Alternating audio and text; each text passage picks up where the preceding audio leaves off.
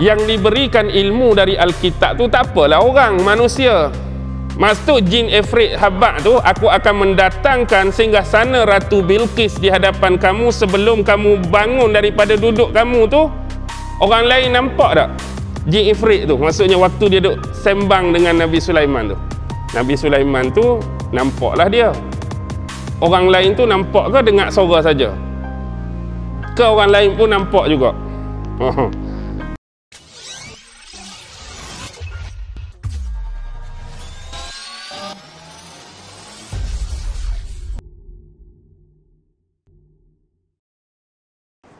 A'udzu billahi minasy syaithanir rajim. Bismillahirrahmanirrahim. Assalamualaikum warahmatullahi wabarakatuh. Alhamdulillah. Alhamdulillah. Alhamdulillah. Alhamdulillahi Rabbil Alamin. Wabihi nasta'in ala umurid dunya waddin. Wassalatu wassalamu ala ashrafil anbiya'i wal mursalin. Wa ala alihi wa sahbihi ajma'in. Subhanaka la ilma lana illa ma 'allamtana innaka antal alimul hakim. Qala rabbi shrah li sadri wa yassir li amri wahlul 'uqdatam min lisani yafqahu qawli. Allahumma yassir wa la tu'assir. Allahumma salli ala sayyidina Muhammad wa ala alihi wa sahbihi wa sallim. Wa la hawla wa la quwwata illa billahil aliyyil azim. Amma ba'd. Alhamdulillah, syukur kehadrat Allah Subhanahu wa ta'ala kerana dengan limpah kurnia, rahmat, kasih sayang dan inayah daripada Allah Subhanahu wa ta'ala. Alhamdulillah, malam ini sekali lagi kita sama-sama dapat dipertemukan oleh Allah. Dan mudah-mudahan pertemuan pada malam ini sedikit sebanyak dapat mengundang barakah dan rahmah dari sisinya, insya-Allah. Tuan-tuan, puan-puan, hadirin hadirat, muslimin muslimat yang dirahmati sekalian, marilah sama-sama kita membaca, menghayati dan mentadabbur dua potong ayat yang difirmankan oleh Allah Subhanahu wa ta'ala di dalam surah An-Naml, merujuk ayat 36 dan ayat 37, yang mana Allah Subhanahu wa ta'ala berfirman, a'udzu billahi minasyaitonir rajim. Falamma jaa Sulaiman qala atumiddunani bimalin fama atani Allahu khairum mimma atakum bal antum bihadiyatikum tafrahun. Irji' ilaihim falana'tiyannahum bijunudin la kibala lahum biha walanukhrijannahum minha azillatan wahum saghirun. Surah An-Naml ayat 36 dan ayat 37. Ayat ini adalah lanjutan daripada kisah yang difirmankan oleh Allah daripada ayat 35, yang mana Ratu Bilqis, iaitu ratu kepada pemerintah Sabak, telah mengutuskan beberapa orang utusan kepada Nabi Allah Sulaiman alaihi salam dengan membawa berupa hadiah-hadiah, dan dia menantikan apakah yang akan dibawa kembali oleh utusan-utusan tersebut. Dan kisah pada malam ini ialah bila mana utusan-utusan yang telah dihantar oleh Bilqis sampai ke istana Nabi Allah Sulaiman alaihi salam, apakah yang berlaku di antara mereka. Dan di sini Allah Subhanahu wa taala memaparkan kepada kita melalui dua ayat ini. Falamma jaa Sulaiman, dan tatkala mereka sampai kepada Nabi Allah Sulaiman alaihi salam dengan membawa berupa hadiah-hadiah yang dikirimkan oleh ratu mereka, iaitu Ratu Bilqis, bersama dengan sekumpulan pelayan-pelayan yang terdiri daripada lelaki dan wanita. Baik, sebelum kita membahaskan ayat ini, kalau kita merujuk kepada tafsir Al-Quranul Azim karangan Imam Abul Fida Ibnu Katsir, di dalamnya didatangkan beberapa penjelasan dan keterangan. Antaranya ialah ada sebahagian ulama-ulama salaf tafsir dan ulama-ulama yang lain menceritakan bahawa Ratu Bilqis telah mengirimkan kepada Nabi Allah Sulaiman alaihi salam hadiah yang berupa sejumlah harta yang banyak. Yang kita nak bincang ni ialah bentuk barang-barang kiriman yang diutuskan oleh Ratu Bilqis kepada utusan dia bila bertemu dan berjumpa dengan Nabi Sulaiman. Jadi sebahagian ulama-ulama tafsir salas dan yang lain selain daripada mereka menyebutkan bahawa Ratu Bilqis ni mengirimkan sejumlah harta yang banyak yang terdiri daripada emas-emas, permata-permata, batu-batu dan perkakasan-perkakasan yang lain. Itu satu pandangan dan satu pendapat. Manakala sebahagian ulama tafsir yang lain menyebut bahawa Bilqis telah mengirimkan kepada Nabi Sulaiman alaihi salam dalam bentuk jongkong-jongkong emas, yang diistilahkan emas dalam bentuk batang. Jadi kita maknakan emas dalam bentuk jongkong. Manakala Imam Ibnu Katsir mengatakan pendapat yang paling benar ialah Ratu Bilqis telah mengirimkan wadah-wadah berupa bekas-bekas yang semua wadah-wadah dan bekas ini dibuat daripada emas. Ini adalah antara tiga pandangan yang dikeutarakan oleh Imam Ibnu Katsir di dalam tafsir beliau. Walau bagaimanapun juga turut diberikan penjelasan yang lain berkaitan dengan utusan tersebut, mengambil pandangan daripada dua ulama, iaitu Mujahid dan Sa'id bin Jubair, serta selain daripada keduanya, bahawa Ratu Bilqis telah mengirimkan utusan-utusan dia ni daripada kalangan utusan yang berjantinakan lelaki dan ada utusan dia berjantinakan perempuan. Secara umum maklum pada kita daripada utusan ni ada yang jantan, ada yang betina, ada yang lelaki, ada yang wanita. Tetapi Ratu Bilqis cuba mengelirukan Nabi Allah Sulaiman alaihi salam dengan cara apa? Dia minta dipakaikan kepada yang lelaki ini, dipakaikan dengan pakaian wanita, manakala pelayan-pelayan ataupun utusan wanita ini dipakaikan dengan pakaian lelaki. Yang lelaki tadi pakai pakaian wanita, yang wanita pakai pakaian lelaki.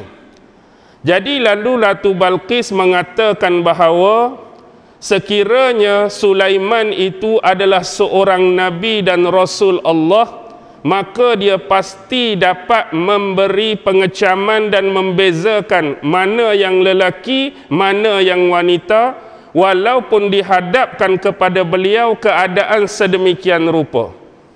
Jadi seolah-olah dia nak menguji kecerdikan, dia nak menguji minda Nabi Allah Sulaiman dengan mengenakan pakaian yang sebaliknya. Hak jantan pakai hak betina, hak betina pakai hak jantan. Baik.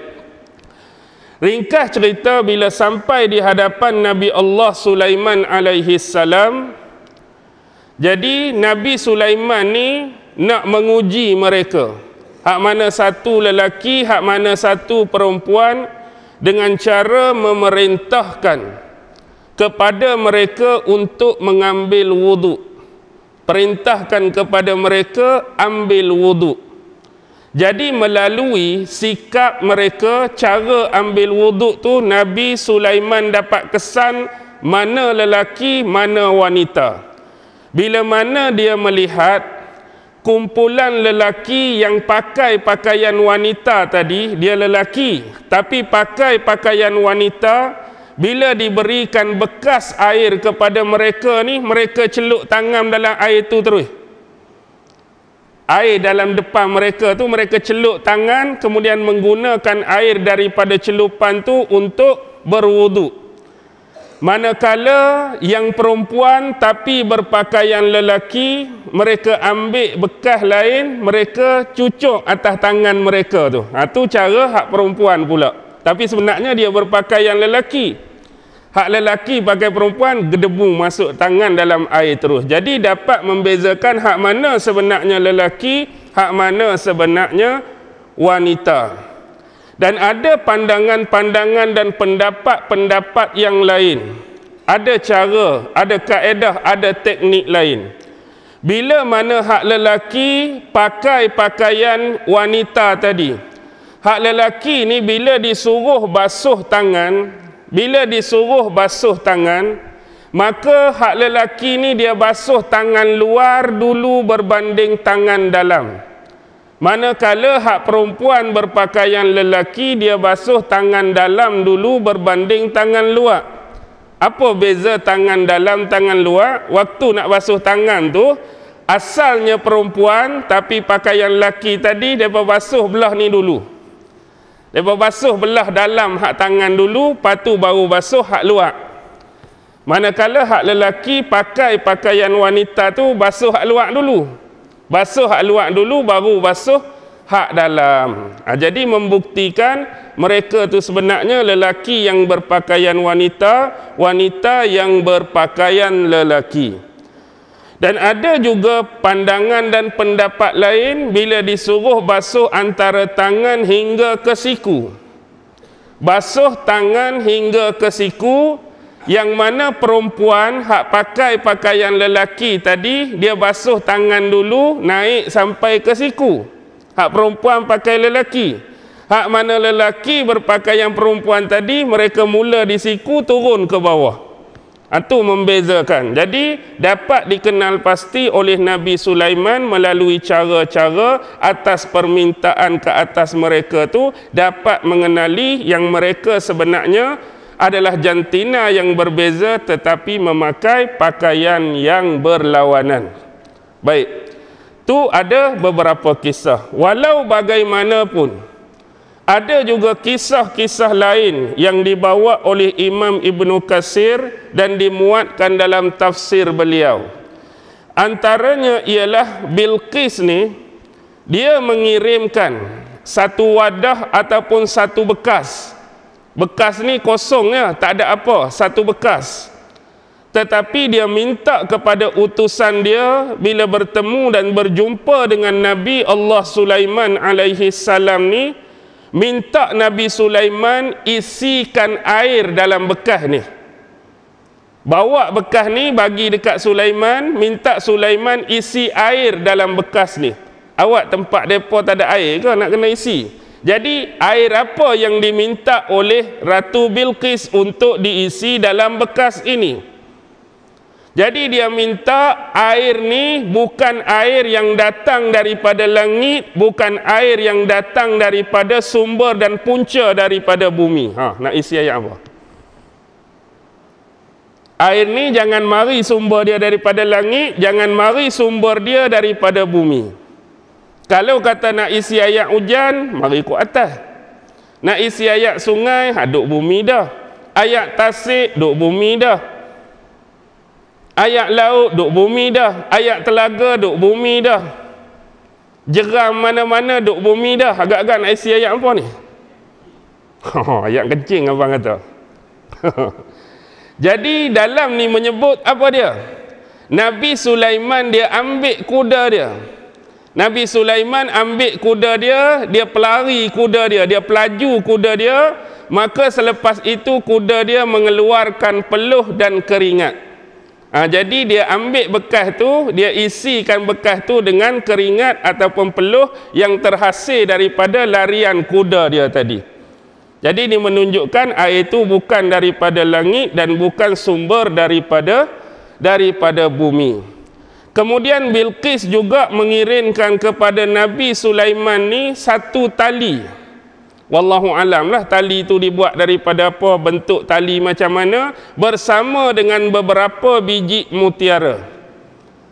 Cuma dia minta Nabi Sulaiman ni ikat mutiara tadi menggunakan tali tu. Jadi tali itu terasing, mutiara tu terasing. Jadi guna tali itu ikat, jadikan sebagai pegangan bagi setiap biji mutiara yang disediakan oleh mereka, dan Nabi Sulaiman mampu melaksanakan hal tersebut dengan baik. Walau bagaimanapun, yang lebih mengetahui tentang persoalan mengenai kisah-kisah ataupun cerita ini, Allah lah yang lebih mengetahui. Dan saya sebut di belakang sekali, Imam Ibnu Katsir juga menyatakan yang sama di dalam tafsirnya, sebab sumber-sumbernya adalah dari kisah Israiliyat. Sumber dia kisah Israiliyat, walau bagaimanapun itulah yang disebutkan oleh Imam Ibnu Katsir di dalam awal penceritaan mengenai tafsiran ayat yang ke-36 ini. Jadi bila sampai di hadapan Nabi Sulaiman tadi, qala, maka Nabi Sulaiman berkata, atumiddunani bimalin, apakah kamu hendak menolong aku dengan harta yang kamu telah sampaikan kepada aku ini? Kamu nak gunakan harta ini dalam bentuk mungkin sebagai hadiah kepadaku, sebagai cendera hati kepadaku. Kamu ingat harta ini dapat menolong kamu, ataupun kamu ingat harta ini dapat membantu aku? Tidak. Yang dimaksudkan oleh Nabi Sulaiman, dengan mana kamu menghantarkan utusan-utusan ini bersama dengan hadiah-hadiah yang berada di hadapan aku ni, adakah aku akan mengambil sikap membiarkan dua benda? Yang mana sebelum ni dua benda ni telah diceritakan oleh burung hudhud pada Nabi Sulaiman. Yang pertama ialah kerana Ratu Bilqis dan penduduk-penduduk negeri Sabak yasjuduna lisyamsi min dunillah, mereka telah sujud menyembah matahari selain daripada Allah. Mereka telah melakukan satu bentuk kesyirikan kepada Allah dengan menyembah salah satu daripada unsur makhluknya tetapi tidak menyembah Allah. Jadi adakah kamu menyangka bahawa kamu datang ke sini bawa hadiah banyak-banyak, bawa hadiah macam-macam, aku akan membiarkan kemusyrikan yang telah kamu lakukan sebelum ni? Adakah aku tak akan ambil tahu hal tersebut bila sampai hadiah ni? Okey, tak apalah kalau kamu nak sembah-sembahlah. Adakah kamu akan anggap begitu? Sorry, tidak. Dan satu lagi, adakah aku akan membiarkan kerajaan kamu, negara kamu tetap wujud, tetap gah dan terus lestari? Maksudnya sekiranya kamu mengingkari, tak mau juga beriman dengan Allah, tak mau juga bertauhid dengan Allah, maka sebaliknya akulah yang akan menentang kamu, akulah yang akan menghantar pasukan untuk memerangi negara kamu. Jadi jangan main-main, janganlah jadikan hadiah ini sebagai penyedap hati akulah, dengan harapan bagi hadiah aku tak akan apa-apakan, aku akan biarkan apa yang kamu nak buat. Tidak. Fama ataniyallahu khairum mimma atakum. Dan apa yang dikurniakan, dianugerahkan ataupun diberikan oleh Allah kepada aku lebih baik daripada apa yang telah engkau berikan kepada aku. Nabi Sulaiman menyambung bicara dia, sebelum ni apa yang Allah dah anugerahkan pada dia. Apa yang Allah anugerahkan pada Sulaiman? Dalam tafsir Ibnu Katsir menyebut 3 benda. Pertama ialah kerajaan yang besar. Yang kedua ialah harta benda yang banyak.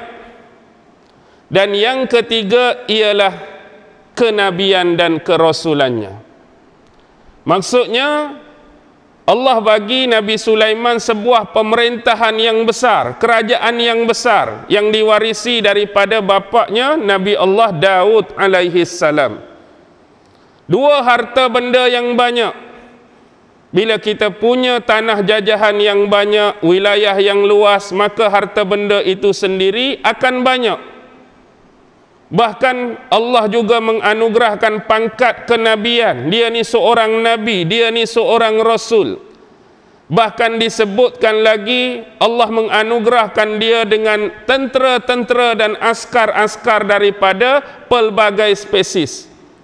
Kita tahu tentera-tentera Nabi Sulaiman di kalangan manusia, di kalangan jin, di kalangan ifrit, di kalangan spesies burung, di kalangan spesies binatang-binatang yang lain. Inilah yang dimaksudkan, apa yang Allah berikan padaku lebih baik daripada apa yang kamu datangkan depan aku hari ini. Itu Ibnu Katsir.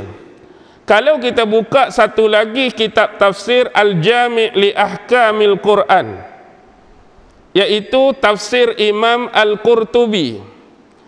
Tafsir Imam Al-Qurtubi menyebutkan 3 benda. Pertama ialah kerajaan dia tu, Al-Mulk, yang juga disebutkan dalam Ibnu Katsir tadi. An-Nubuwah, kenabian dia. War-Risalah, yaitu Rasul yang menyampaikan dakwah kepada orang lain. Bahkan ditambah dengan satu lagi tafsir, boleh buka tafsir Ruhul Ma'ani Imam Al-Alusi. Ditambahkan dengan 2 benda selain daripada apa yang telah disebutkan sebelum ini, yaitu ad-din wal hikmah. Allah mengurniakan kepada Nabi Sulaiman agama, yaitu agama Islam. Dan Allah mengurniakan hikmah kepada Nabi Allah Sulaiman alaihi salam. Dan kalau kita mengikuti tafsiran-tafsiran di dalam kitab tafsir yang lain pun banyak menjurus kepada menyebutkan benda yang sama. Ala kulliha, apa yang Allah kurniakan kepada Nabi Sulaiman ini termasuklah apa yang disebutkan tadi. Baik berupa kerajaan, baik berupa pemerintahan, baik berupa harta benda, baik berupa tentera dan askar, baik berupa agama, baik berupa Islam, baik berupa kenabian, baik berupa kerasulan, bahkan hikmah sekalipun, dapat dikumpulkan bersama, membuktikan inilah anugerah yang Allah Subhanahu wa taala telah kurniakan kepada Nabi Sulaiman. Berbanding dengan apa yang kamu datangkan kepada aku ni. Kalau kita tengok apa yang disebutkan di awal tadi, bawa jongkong-jongkong mah, nak banding tak dengan apa yang Allah bagi pada aku? Kalaulah bekas-bekas ataupun perkakas yang semua buat daripada emas, boleh banding tak dengan apa yang kamu berikan padaku? Bahkan Imam Ibnu Katsir menyebut Nabi Sulaiman langsung tidak melirikkan matanya pada hadiah yang dibawa. Apatah lagi nak pandang hadiah tersebut. Oh, kita kalau mari mah jongkong-jongkong mah ni, bukan kata lirik je tak? Bukan kata lirik, seni kata lagu habis. Faham tak? Sebenarnya lirik tu melirikkan mata. Jadi yang saya sebut ni, lirik seni kata lagu tu dia sapu habis lah. Bukan setakat lirik saja. Tak ada bandingan pun. Bal antum bihadiyatikum tafrahun. Tetapi kamu berbangga-bangga dengan hadiah yang kamu bawakan padaku. Kamu berasa apa yang kamu bawa daripada kerajaan kamu ni dah cukup hebat. Kamu rasa cenderamata yang kamu nak sampaikan kepada aku ni amat-amat berharga dan bernilai daripada sisi kerajaan kamu. Dan kamu menjangkakan aku akan bergembira atas hal tersebut? Tidak. Aku tidak bergembira dengan hal tersebut kerana apa yang Allah bagi itu jauh lebih besar, jauh lebih banyak daripada apa yang kamu sampaikan. Baik. Di sini membuktikan bahawa yang sebenarnya suka kepada hadiah-hadiah, suka kepada pemberian-pemberian, suka kepada cenderamata ni aku ke kamu? Hak jenis suka benda-benda lagu ni. Hak suka benda-benda lagu menunjukkan kamu yang suka. Aku melirik kat dia pun tak mau. Pandang kat benda yang kamu hantar ni pun aku tak mau. Yang suka benda ni kamu. Baik. Dan ada beberapa pendapat menyebut salah satunya ialah Imam Al-A'mashi. Imam A'mashi dia meriwayatkan daripada Al-Minhal bin Amru, daripada Sa'id bin Jubair, daripada Ibnu Abbas radhiyallahu taala anhuma.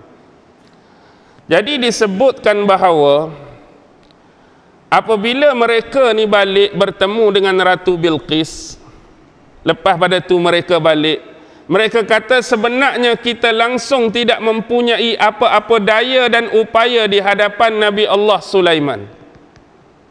Maksudnya kita bawa hak kita ni kita berasa hebat dah. Kita bawa hak kita berasa ganas dah. Kita bawa hak kita berasa berbaloi dah. Tapi sebenarnya apa yang kita bawa ni tak ada apa-apa nilai. Tak ada apa-apa value di hadapan mata Nabi Allah Sulaiman alaihi salam. Jadi cara terbaik ialah bukan menentang dia, tetapi kita kena ikut dia dan beriman kepada dia, taat, tunduk dan patuh kepada dia. Yang Sulaiman ni dengan secara rumus bukan lawan bagi kita, bukan tandingan bagi kita. Bahkan juga disebutkan bahawa apa dia? Nabi Sulaiman ni sebelum depa mai ni, Nabi Sulaiman Nabi Sulaiman suruh jin-jin ni menghiaskan 1000 istana dia dengan emas dan perak. Sebelum mereka sampai ni, Nabi Sulaiman suruh segala jin-jin dari kalangan tentera dia pi ke istana dia yang 1000 buah tu hias dengan emas dan perak. Jadi bila mereka mari, bila mereka datang, tengok Allah, istana dah lah jumlah sampai 1000, emas lagi, perak lagi, nak banding dengan kita bawa 2-3 ketui ni memang out lah. Dan ini juga jadi hujah, jadi bukti, jadi dalil yang digunakan oleh ulama-ulama. Perbuatan yang diperintahkan oleh Nabi Sulaiman ini diharuskan untuk memperhias, mengindahkan, mengelokkan kerajaan kita, negeri kita sekiranya nak dikunjungi oleh delegasi-delegasi ataupun tetamu. Sekiranya kita dengar khabar ada delegasi daripada luar, pemimpin daripada luar, utusan daripada luar nak mari ni, diharuskan kita hias cantik-cantik negeri kita, tempat kita, negara kita. Dan itu sememangnya berlaku tak? Kampung kita hak tak pernah gotong royong, tak pernah kutip sampah, tak pernah cuci kubur, bunyi kata YB nak mari melawat, kerah habis. Tok Imam, Tok Bilal, esok pagi YB nak mari ni. Jadi rumah-rumah tu, hak depan-depan rumah tu kaih-kaih sikit, daun-daun kayu tu sapu sikit, mentang-mentang YB nak mari. Kalau YB tak mari, lagu tu lah. Baik, sambung. Irji ilaihim, kembalilah kamu kepada mereka. Dan ni ada juga banyak disebutkan dalam tafsir, terutama tafsir Imam Qurtubi dan tafsir Imam Alusi, dikatakan bahawa Amirul Wafdi, ketua utusan Ratu Bilqis tu, nama dia Munzir bin Amru. Munzir bin Amru, nama ketua utusan Ratu Bilqis tu. Jadi Nabi Sulaiman habaq kepada dia, irji ilaihim, kembalilah kamu kepada mereka. Kepada siapa? Kepada pemimpin kamulah, pemerintah kamulah, penguasa kamulah, Bilqis. Daripada kalimah tersebut juga terangkum, bukan kata balik jumpa mereka, bawa balik semula sekali hak kamu bawa ni, aku tak mau pun. Bawa balik semula. Okey. Falana'tiyannahum, jika kamu tidak melakukan demikian, aku akan mendatangi kalian.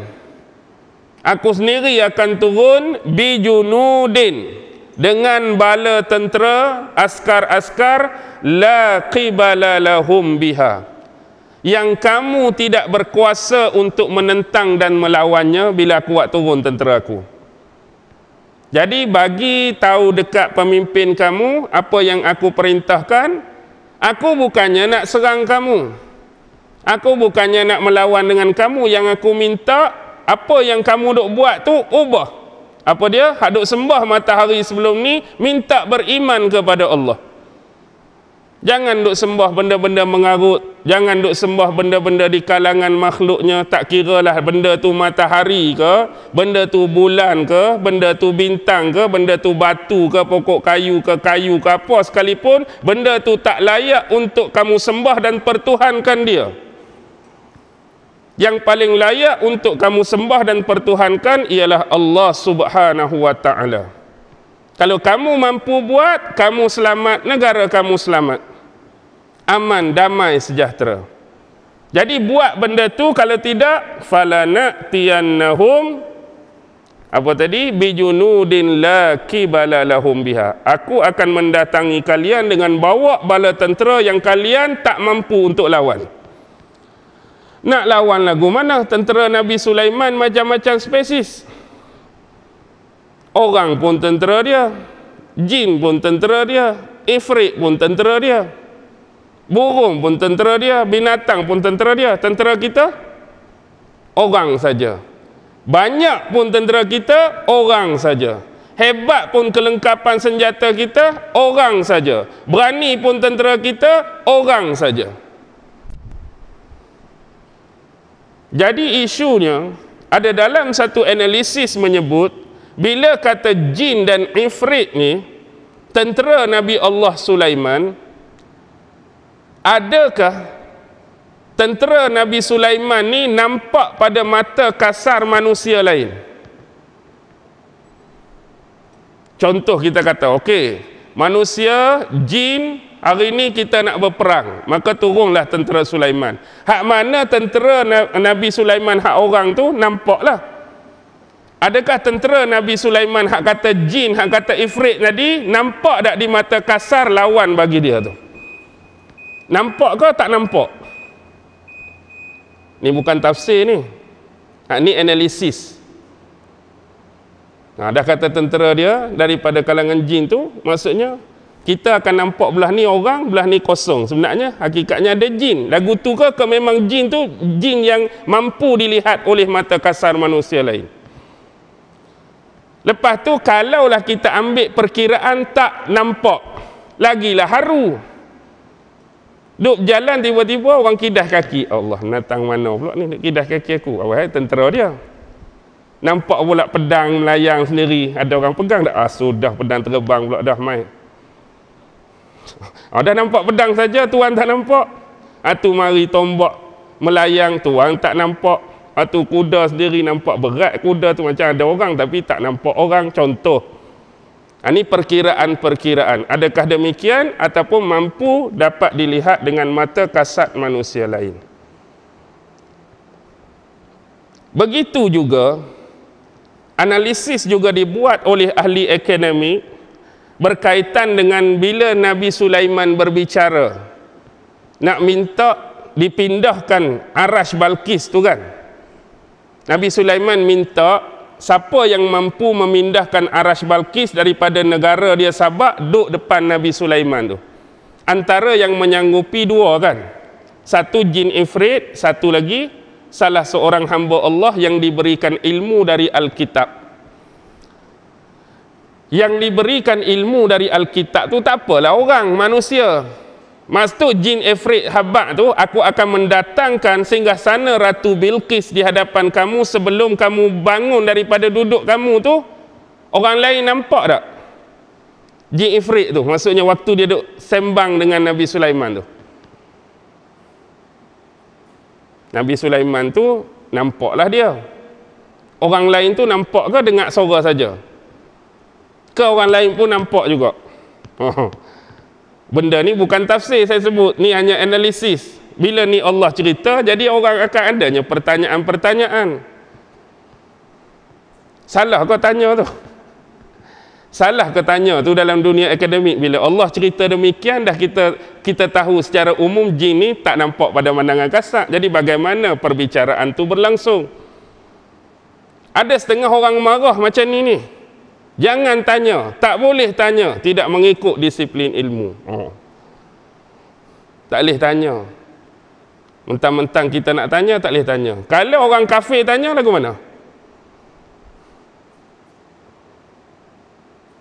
Kalau orang kafir tanya, kita kena jawab. Kita kena meraihkan dia sebab dia tak memahami. Orang kafir tanya boleh pula. Sama-sama kita tanya, tak ikut manhaj, tak ikut disiplin dah. Inilah yang terjadi pada sesetengah kita. Bukan orang biasa-biasa. Ustaz pun ada lagu ni. Okey. Wala nukhrijannahum minha adillah. Dan kami pasti akan mengeluarkan kamu daripadanya. Minha tu daripada negeri kamu Sabak. Bila kami masuk, kami akan mengeluarkan kamu, mengusir kamu dengan penuh kehinaan. Azillah tu hina. Kamu nak tak jadi macam tu kat tempat kamu? Jadi fikir baik-baik, kembali kepada pemerintah kamu, bagi tahu kepada dia apa sebenarnya yang kami nak, apa yang sebenarnya kami nasihatkan dan sarankan kepada kerajaan kamu dan pemerintah kamu. Cerita baik-baik sebelum benda ni jadi. Kalau tak mau juga, kami akan masuk bawa tentera kami yang kamu tak mampu nak lawan, dan kemungkinan kamu akan diusir keluar daripada negeri kamu dengan penuh kehinaan. Wahum saghirun, dan kamu akan menjadi tawanan-tawanan dalam keadaan hina dina. Bila kami masuklah. Oh, kebetulan 2 ayat tu habislah. Ada lagi masa? Boleh pergi lagi? Boleh pergi lagi, tak apa. Baik, kita tak akan sambung ayat lain, cuma saya nak perhabis ni juga. Baik. Kalau kita melihat kepada perbahasan, ni lebih kurang kepada satu bentuk ancaman. Maksudnya, ancaman ini adalah perkataan daripada Nabi Sulaiman dengan kata lain, sekiranya sebagaimana yang disebutkan tadi tidak dilakukan oleh pemerintah kamu, tidak dilakukan oleh rakyat negeri kamu dengan menukar apa sepatutnya yang kamu tukar, dengan menyembah apa yang sepatutnya kamu sembah, maka itulah yang bakal dihadapi oleh pemerintah dan juga kerajaan serta rakyat negeri Sabak. Jadi mereka mengakui ini dan menceritakan kepada Ratu Bilqis segala apa yang berlaku kepada mereka di hadapan Nabi Sulaiman dari A sampai ke Z dengan detail, dan mereka mengharapkan bahawa Ratu Bilqis ini akan pergi ke negeri Nabi Allah Sulaiman di Palestin, menyatakan ketundukan, kepatuhan dan menyerah diri serta beriman kepada Allah dan juga Rasulnya. Jadi sebenarnya hadiah-hadiah sebelum ini adalah tipikal secara halus yang dimainkan oleh Bilqis untuk menguji Nabi Allah Sulaiman. Tetapi akhirnya dia sendiri terperangkap dengan utusan-utusan yang dia hantar, dia sendiri terperangkap dengan hadiah-hadiah yang dia bawa. Tetapi Nabi Sulaiman juga punya tipikal yang tersendiri. Sebelum Ratu Bilqis dengan kita kata rombongannya kembali semula bertemu dengan Nabi Sulaiman, tu sebablah Nabi Sulaiman nak mengenakan dia juga. Nabi Sulaiman minta supaya siapa yang sanggup di antara orang bawahan dia ni bawa ataupun pindahkan arash Bilqis tu di hadapan dia. Jadi kita akan cerita lain kali lah tu. Cuma nak habaknya bila kawan tu sampai, Nabi Sulaiman nak gunakan apa tipikal ni, nak sindir dia. Kamu kenal tak ni singgahsana siapa ni? Bila tengok singgahsana ni, dia tadi tinggalkan negara dia, elok-elok je ada kat sana. Dia betul, duduk sini. Tapi apa jawapan dia? Tapi kalau tengok ni macam aku punya, tapi macam aku punya pun tak logik lah. Aku duduk sana, kamu duduk sini. Aku datang lagi awal, macam mana benda tu boleh sampai cepat sini? Siapa yang bawa? Tu. Ni adalah bentuk-bentuk tipikal. Secara, kita kata secara halus.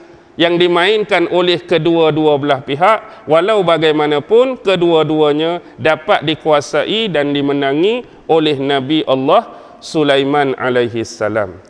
Dan pada malam ini, menerusi ayat ini juga kita dapat melihat hikmah dan kebijaksanaan Nabi Allah Sulaiman dalam mengendalikan isu dan perkara ini dengan baik. Inilah salah satu bentuk pemerintahan yang tegas. Tegas dari sudut kata-kata, tegas dari sudut tindakan, baik perintah ataupun larangan, tegas dalam menyuarakan hak, terutama berkaitan dengan isu akidah. Bukan boleh main-main. Bukan boleh main-main. Inilah yang dibawa oleh Sulaiman. Dibawa oleh Sulaiman. Cuma bayangkan last ni. Bayangkan kalau Bilqis tak mau dengar saranan dan nasihat daripada Nabi Sulaiman. Kami tak mau beriman, kami nak sembah matahari juga. Apa yang berlaku? Apa yang berlaku? Kalau ikut kepada perkataan Nabi Sulaiman ni, balik-balik utusan ni kata, kita ni memang tak layak dah lawan. Bukan apa? Bukan kuasa kita, bukan kudrat kita, bukan daya kita nak lawan Sulaiman. Memang betul-betul dia seorang Nabi, dia seorang Rasul. Harta dia lagi banyak, kerajaan dia lagi besar, tentera dia lagi macam-macam. Jadi aku tetap tak mau ikut apa yang Sulaiman nak. Kita teruskan sembah matahari. Kalau perang pun, peranglah. Kalau dia tak mau ikut ni, apa akan jadi? Apa akan jadi? Sulaiman habaq satu-satu ni. Kami akan hantar tentera kan? Jadi peranglah. Nampak tak? Benda tu tak jadi. Benda tu tak jadi sebab Balqis ikut. Kalau benda tu Balqis tak ikut, perang ke tak perang? Perang. Perang kan? Ni siapa dia? Nabi Allah Sulaiman. Apa yang saya cuba bawa dimensi simbiosis dalam ayat ni, kalau Nabi Muhammad buat benda yang sama, orang akan anggap kejam ke tak kejam? Kalau Nabi Muhammad, kamu tak menerima, aku akan perangi kamu.